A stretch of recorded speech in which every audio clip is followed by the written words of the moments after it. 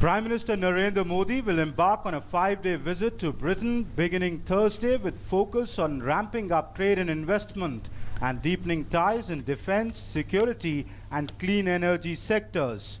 At a time when we are seeking to attract capital and technology and best practices from abroad, the investment and economic aspects of this visit will be very important.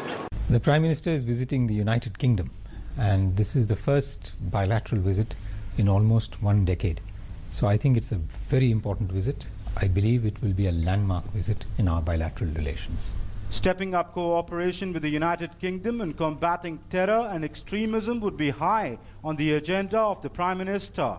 Though the entire gamut of bilateral relations will be discussed during the visit of Prime Minister to the United Kingdom, but the key focus would be to take the economic relations and trade relations forward with a key focus on partnership in green energy technology to meet India's growing energy demand.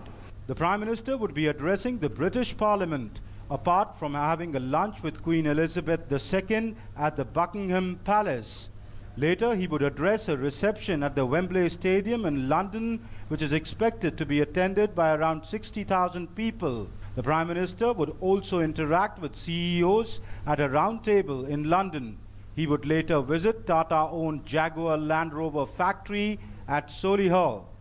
On the 15th, the Prime Minister would be in Antalya in Turkey to participate in a meeting of heads of state and government of the G20 nations. At the G20, he would review the progress and decisions taken at the Brisbane G20 summit and take up issues of weak growth in global economy, climate change, terrorism and the refugee crisis.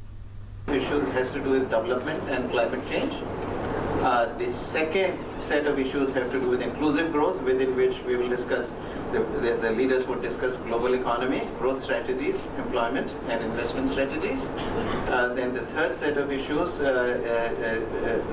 relates to enhancing resilience, within which the discussion will be on financial regulation, international tax, anti-corruption and IMF reform. And finally, there will be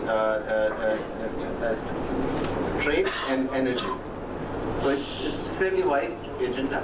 And then there is also one dinner session where terrorism and refugee crisis will be. The Prime Minister would also hold a meeting with BRIC leaders on the sidelines of the G20 conference. The Prime Minister would make a strong pitch for reform of the IMF to play a meaningful part in revival of the global economy.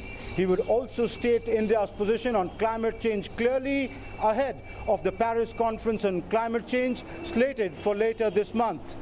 With Sudhir Yadav, Amritpal Singh, DD News, New Delhi.